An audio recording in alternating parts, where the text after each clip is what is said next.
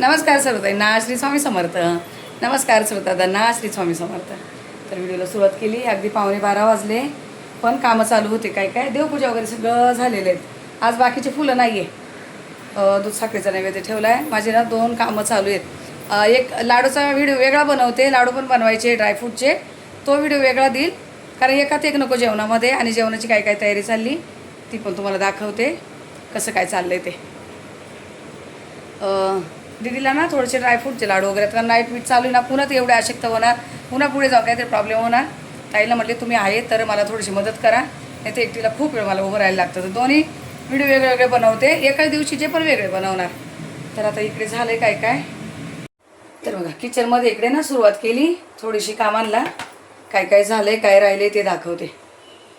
आता ना चपात्या वगैरे करून झाल्यात आणि मी थोडंसं पुन्हा आता वाटण काढलं आहे. मला बनवायची आहे छोलेची भाजी. तर मी वाटण काढले. हे सगळं काय आपलं खोबरं, तीळ, अद्रक, लसूण, कोथिंबीर सगळं भाजून घेतलं आहे. आणि कांदा पण भाजून घेतला, थोडंसं मीठ आणि तेल घालून लोखंडी तव्यावर. आता हे काढून घेते आणि वाटून घेते. आता वाटण्याची रेसिपी आता मागेच दिली, पण दाखवते. यामध्ये लसूण, अद्रक, तीळ, खोबरं, कोथिंबीरच्या काड्या आहे आणि इकडे फक्त कांदा आहे. तर चला हे सगळं वाटून घेते. थोडासा टमाटा, थोडासा कांदा फोडणीसाठी ठेवले. तर बघा, दाखवलं तुम्हाला मी वाटण वगैरे काढलेलं. वाटण भाजलं आहे चांगलं, अजून होतं आहे बारीक गॅसवर आहे ना, लोखंडी तव्यावरच मी असं हलवून घेते. इथे तेलामध्ये मी कांदा टमाटा थोडंसं तेल घालून कांदा टमाटा परतून घेतला आहे. आता हेच वाटण घालून, हेच असं चमच्याभर वाटण घालायचे, परतलेलं आहे. आणि यासाठी मला छोलेची भाजी करायची आहे. आमच्यासाठी दुसरी भाजी करणार आहे. आणि हे बारीक गॅस होत राहते, अजून तिकडं भाजी होईपर्यंत हे होत राहते. दोन्ही पण दाखवते कसं काय होतं आहे ते. आता हे थोडंसं अजून परतून घेते, मग मी मसाले घालते. लाल मसाले जे आहे आपले ते काढून ठेवले मी. आता इथे बघा, एकदम थोडीशी हळद, 1 चमचा धना पावडर, दोन्ही परतून घेते म्हणजे.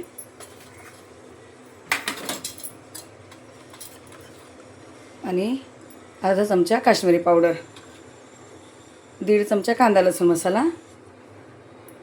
आता मी ते ना थोडा एव्हरेजचा मसाला टाकणार आहे, तो थोडासा वरतून टाकेल. आणि बस आता छोले वगैरे टाकून याच्या 4-5 शिट्ट्या करून घेते. हे परतून घेते, साईडला करते. आणि जेव्हा आता आम्हाला एक भाजी बनवते तेव्हा तुम्हाला दाखवते.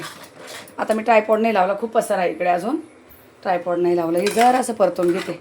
मीठ नाही घातले, थोडं वाटणामध्ये आहे आणि थोडंसं घालणार आहे तिथे भाजीचा अंदाज बघून. चला आता हे सगळं करून घेते. तर बघा, छोलेचा कुकर झाला आहे. इथे चहा ठेवला भाभीला आणि वाटण मी परतून असं काढून घेतले. हे थंड करायला ठेवणार आहे तिकडे. आणि आज एकदम साधी सोपी मी एक बटाट्याची भाजी कशी करते, एकदम गावच्या पद्धतीने, नाही का, असती पातळ भाजी मला खायची होती आज. ताईंना बोलले तुम्ही करा, पण त्या जरा तिकडं काम चालू आहे त्यांचं. थोडीशी मोहरी, अर्धा चमचा जिरं, लसूण आणि कढीपत्ता. आता कोथिंबीर संपली, वाटण जे काड्या होत्या त्याच घातल्या.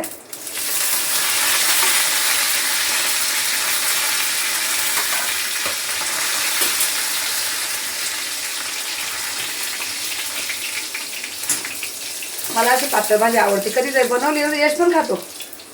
कालपासून माझं चाललेलं का मला अशी खायची आहे. एकदम किंचित हळद आणि एकदम अर्ध्या चमच्याला कमी धना पावडर. चांगला स्वाद येतो धना पावडरनी. छोटे चमचे 2 चमचे आपला कांदा लसूण मसाला आणि काश्मीरी पावडर पण छोटा चमचा भरून. बस आता थोडंसं पाणी घालायचं आहे. आणि बटाटा सालं काढून कापलेत मी, सालं काढून घेतले आणि कापून घेतले 2 बटाटे. 1 चमचाभर मीठ. जे छोले बनवले ना, मला तर नाहीच नाही आवडत, पण साहेबांना पण आवडत नाही ते. मग मला अशी बटाट्याची भाजी. आता याचं झाकण ठेवायचं, थोडंसं असं शिजू द्यायचं या तेल मिठामध्ये. तोपर्यंत मी हे शेंगदाणे बारीक करून घेते. पाणी घालून शेंगदाणे बारीक करते. पातळ करायची आहेत, पाणी घालून बारीक करते. चहा झालाय भाभीचा, म्हटले घे तिकडं ताईला तुला.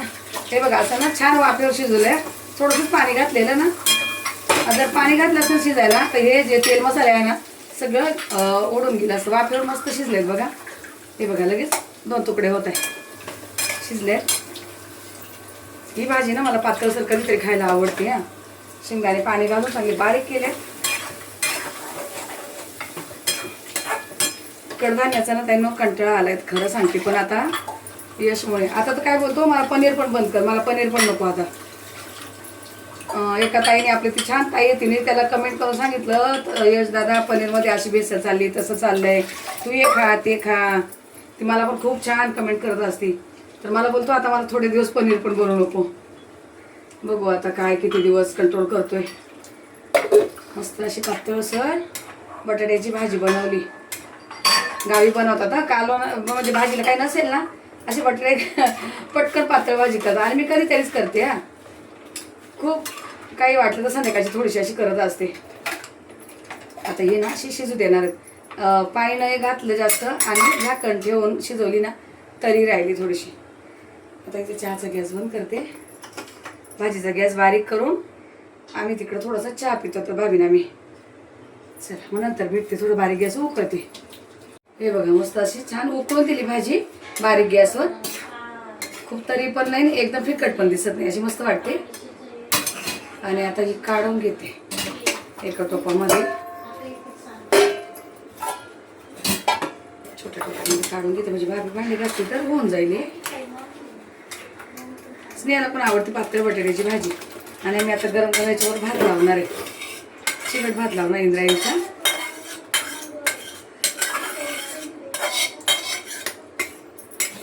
गरम आहे. हे झाली बटाट्याची भाजी. आता छोलेची बघूया.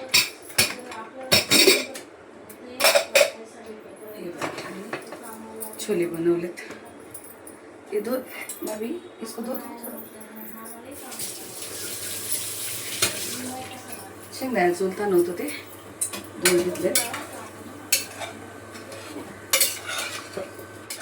आज कोथिंबीर कोणत्याच भाज्यांना नव्हती. ही झाली कशी छोलेची भाजी तयार. मस्त शिजले, एकदम नरम शिजले छोले. काढून घेते ते पण. आज 1-2 माणसं थोडं एक्स्ट्रा जेवायला म्हणून थोड्याशा भाज्या पण जास्त, चपात्या पण जास्त, अजून भात पण लावायचं. कोण आहे ते आता नाही दाखवत पण आहे. आता ही झाक पण ठेवते. भाजीचं आवरून घेतल्यावर नंतर मग गरम करून भात लावते. किचनमध्येच पहिले खूप कामं चालू होते. मेघा वगैरे गेली त्यानंतर आता सकाळी उठून सगळे कामं चालू होते. तर आज नाही म्हटले थोडेसे ड्रायफ्रूटचे लाडू बनवूया. ताई पण आहे जोडी तर होऊन जातील. मला एकटीला खूप वेळ उभं राहायला नको. तर आता इथे ना इथं कढई ठेवली गरम व्हायला बारीक गॅसवर. थोडंसं तूप घातलं आहे.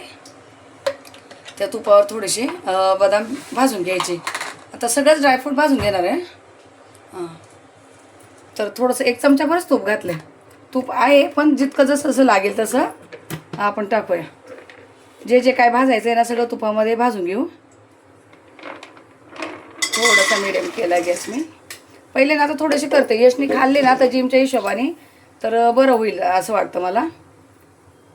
जर असे अगदी 2 मिनटं फक्त शेकून घ्यायचे तुपामध्ये. जास्त काही असे खूप लालसर नाही करायचे. जर असे भाजून घेते.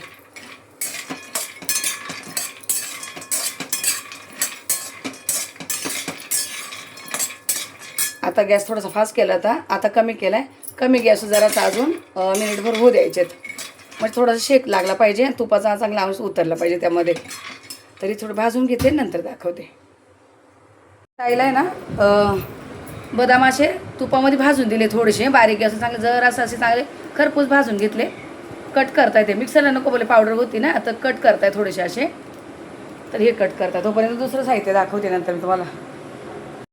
तर बघा आता हे ना अर्धा किलो बदाम भाजून याला कट केलं आहे. आणि 100 ग्रॅम या सफेद बिया ज्या भोपळ्याच्या आपण टरबुजाच्या बिया म्हणतो त्या भोपळ्याच्या बिया ज्या आहेत 100 ग्रॅम घेतल्या. आळशी घेतली 100 ग्रॅम. एक काजू अर्धा किलो, अंजीर अर्धा किलो, काळा खजूर अर्धा किलो, मखाना पाव किलो. आता हे सगळं तेलात भाजून घेणार आहे. सगळं थोडं थोडं करून तेलात भाजून घेणार आणि मग तुम्हाला दाखवते लाडू बनवताना. तेलात भाजून थोडंसं मिक्सरला फिरून घेणार आहे. मखाना भाजायला थोडा वेळ लागतो आहे. साहेब आले तर मला त्यांना जेवायला द्यायचं आहे. हे सगळं ताईला भाजायला लावते तिकडे पटापट आणि मी यांना जेवायला देते. मग लाडू बांधताना तुम्हाला दाखवते. तूप घालून भाजायचं सगळं मिडियम गॅसवर एकदम. हां